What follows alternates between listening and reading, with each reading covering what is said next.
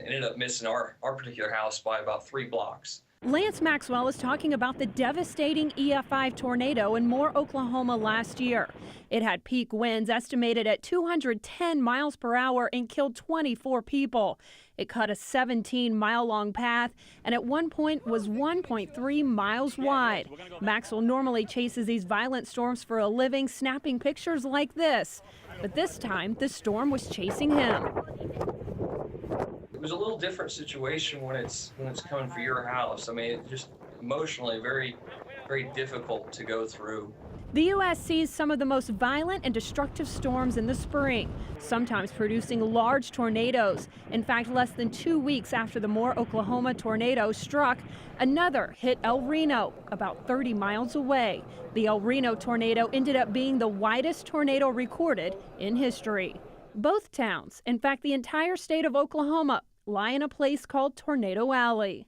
Tornado Alley typically refers to a large area of the central United States, basically the Great Plains, and it's the topography of that region of the country and really the topography of North America that sets up the conditions in which severe thunderstorms and tornadoes can form. This area is more prone to tornadoes, especially in the spring.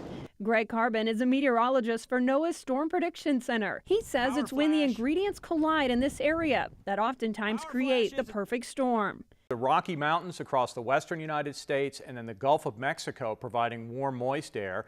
This environment sets up weather systems that can produce long-lived, large thunderstorms that are associated with tornadoes. But so far this year, we haven't seen as many tornadoes. In fact, the March tornado count is one of the lowest on record. On average, 80 tornadoes touched down in March, and this year only 21 were reported. Corbin says you can partly thank the brutal winter for the low tornado numbers. There's a relationship between colder air masses and the lack of fuel for thunderstorm development. And also below normal temperatures across the northern Gulf of Mexico have prevented that fuel from being brought up into parts of the plains in the southern United States. Just because severe weather season is getting off to a late start, it doesn't mean it will stay that way. Nonetheless, all meteorologists hope you will be aware, live prepared, and have a plan in place in case nature decides to put on a show.